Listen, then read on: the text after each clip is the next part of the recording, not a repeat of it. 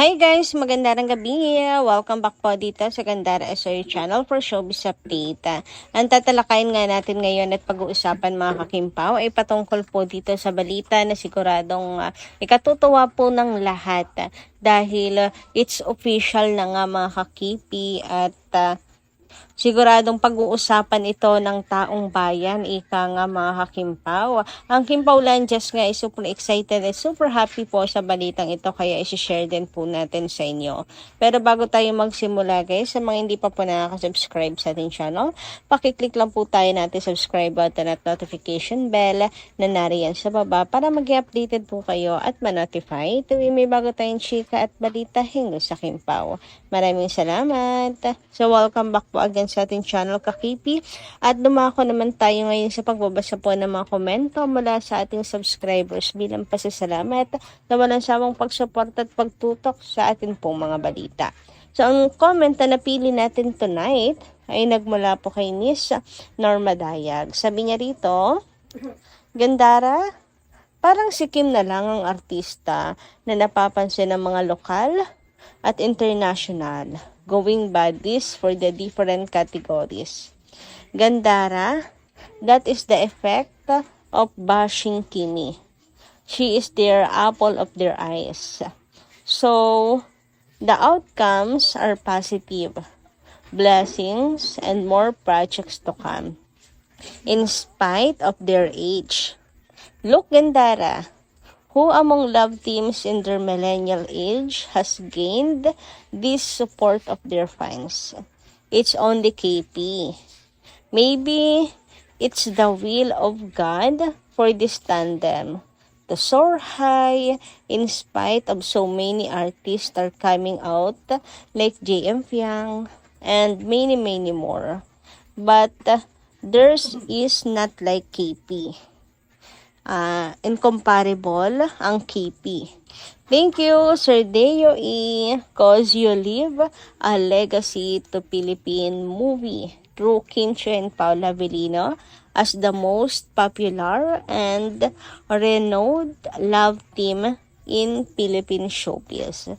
Thank you, God, for giving KP as our happy pill, especially to us seniors and those with a disabled person who are just happy when they view Kimi and Showtime.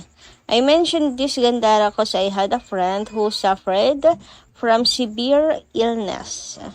Now, she was amputated with her left foot due accident. She is in a wheelchair, but only her happiness is viewing KP series and looking for her grandchildren. Gandara, she is retirees from government institution. Now she is enjoying her remaining years through viewing in a series of KP. God bless us all, especially to KP. So with you, Gandara and family. Gandara, don't get me wrong. Are you married? Because every time when we hear your vlogs to your channel, we hear the sound of baby. Creepy sometimes. Grunting. Just asking. Yes, si Miss Norma Dayag. Baka naman iniisip nyo may tiyanak na kayong katabi dyan. Wala. Ay, married na po mga kakimpaw, no? So, hindi talaga maiwasan kasi mga kakipi may magulo minsan, breastfeeding. Anyway, tulad ng sinabi nyo, sa effect ni Kim Chiu sa mga viewers, lalo na po sa Showtime. Nako, sa totoo po yan. Marami po talaga siyang napapasaya at napapagaan ng kalooban. Mga seniors with disability, mga Gen Zs, titas, mga millennials. Kaya wala pong karapatan yung iba na sabihin na umalis na lang si Kim sa Showtime. Si Kim naman po ay mahusay na host. Mayroon na pong mga natanggap na awards si Kim Chiu. So, kumbaga, haters na lang talaga ang tumatarget po kay Kimi. Pero, marami pong napapasaya si Kim Chiu, lalo na kung magiging guest pa si Paula Avellino. Dalawa po sila sa Showtime, di ba? Sayang lang at madalang po ang guesting ni Pao. Sana kunin din pong co-host ni Vice si si Paula Vidino kasi si Pao naman mahusay pong magsalita actually. Basta mga advices, ganyan, pang professional hosting si Pawa. Baka kailangan ng kahit isang segment lang professional host Bagay na bagay si Paolo. Yun nga lang si Paolo papapayag. Parang mabilis mapagod si Paolo mga kimpaw. Pero bagong yan sa kanya, bagong experience. So, you know naman, Paula Avellino, di ba? Lahat po ng pwede na makakapag-explore po siya at makakapagpayaman pa ng kanyang talent, susubukan niya. Tumatagal na nga rin siya sa mga event nila ni Kimi. Di ba? Nalala niyo yung world tour? Grabe yun. Dire-diretso ang Kim Pao. So, tumatagal naman si Paula Avellino para sa mga fans. So, why not? Try kaya nila guest lang muna, guest co-host. Anyway, sabi naman dito, sure na, box office na naman ang MMFF movie ng Kim Pao. Ngayon pa lang, may nagpe-prepare sa public screenings at nag-iipon na rin pangnood ng movie. Maraming pera ang KP fans dahil December, may mga pabonus yan. O di ba mga kakimpaw, for sure, magiging blockbuster yan mga kakimpaw, no? Box office hit. Sigurado ako kaliwat kanan na naman po ang public screenings ng Kim Pao Lanchas. And hope yung mga friends din nila, no, may public screening. And bukod din po dyan mga kakimpaw, hope so, na makaga-again din po tayo mga kakimpaw ng mga casual viewers. Ayan. Lalo pat Pasko, sigurado naman meron yan kasi Pasko mga kakimpaw hindi po lalangawin. At sa Kimpaw Lancia, hindi po hahayaan na hindi po mag-box office hit ang movie nila Kim and Paolo. Ngayon pa nga lang, super excited na po ang lahat. Lalo pat, ito po yung first time nila Kim and Paolo sa MMFF. Nakasigurado, ibibigay na nila Kim and Paolo ang lahat mga kakimpaw, ang kanilang 100% dito. Sabi nga po ay napakaganda ng genre ng bagong movie nila Kim and Paolo. Malayong malayo daw po sa huli nilang ginawa mga kakimpaw. So really, Kim and Paolo will give us something new mga kakimpaw. And mapapamalas talaga nila Kim and Paolo. Tamang-tama, no? Marami pong makakapanood dahil December, dahil Pasko. Ang husay nila sa pag-aartista, mapapamalas po nila ang kanilang husay at galing. Hindi naman po sila magkakaroon ng international awards, both, kung hindi, diba, mga kakimpaw.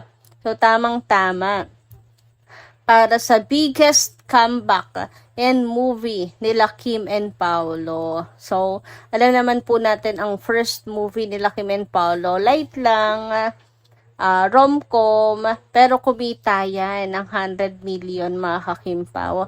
Sabi nga dito, grabe yung genre nito. Malayo sa huli nilang movie. Pahingin tissue, ayaw kong sabihin kimpaw ito. So mukhang paiiyakin tayo malala mga kakimpaw. Mukhang grabe ang iyakan. Talagang masusubok ang husay at galing nila Kim and Paolo sa kanila pong pag-arte. Nako, sana'y mapasa po sina Kim and Paolo sa kanilang entry sa MMFF. Grabe, kinakabahan na ako at the same time, excited much. Tapos, ang chika nga po mga kakimpaw, talagang tinatrabaho ng maigi ni Kim and Paolo itong movie nila ngayon. Grabe yung dedication ng Kimpaw, as in, lagare kung lagare mga kakipi. Well, may deadline din kasi, di umano, ang kanilang paggawa ng movie. So, dapat makahabol po sila. Samantala, dumako naman tayo sa next update natin mga kakimpaw. At pumapatungkol nga po ito sa di umano nga po ay nakapangalan po sa Kim Pao ang isang title ng property mga kakipi. Kasi nga conjugal daw po si Kim and Paolo. Alam niyo na to mga kakim Pao eh. Pero ito daw talaga yung desisyon ni Paolo Avellino sa kanilang dalawa ni Chinita Princess. So sabi nga po dito, wow, Kim Chiu, nagiging Mrs. Avellino na pala. Ayon sa netizens, hindi na po sa Pasig umuwi ang dalawa. Minsan na lang sila pumupunta doon. BGC na po nakatira ang Kim Pao. Friend ko yung broker nang binilhan nila ng condo unit sa BGC. Mag-asawa na po yan dahil conjugal po yung naka-state sa title ng property name po nilang dalawa. BGC po sila for now while ongoing po yung renovation ng bahay nila sa Forbes Park. Wow, kung totoo man ito, happy and congratulations sa iyo, Kim at Pao. Or Kim and Paolo. Hashtag Kim Pao. Hashtag Kim Chiu Avellino. Kim Chiu Avellino, so nakasulat po sa papel, Avellino na, si Kim Chiu, ganon. Yun daw po, naka-state daw po sa title, pangalan nilang dalawa ni Kimi. So, Avellino na siguro yung nakapangalan, mga kakimpaw. Kakagulat naman, apelyido na ni Pao yung ginagamit. Ano yun? Kasal na sina Kim and Paolo? Nakakaloka naman yung mga ganitong balita, mga kakimpaw. Talagang masyashock ang lahat dito. Grabe, patindi ng patindi po ang usapin hinggil po sa estado ng relasyon ng Kim Pao. May buntis, may kasal na, tapos ngayon nagamit na daw apelyido, etc.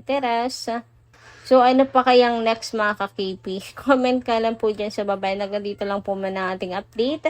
Thank you so much po sa pakikinig. Kita kas po muli sa susunod natin chika. Maraming salamat.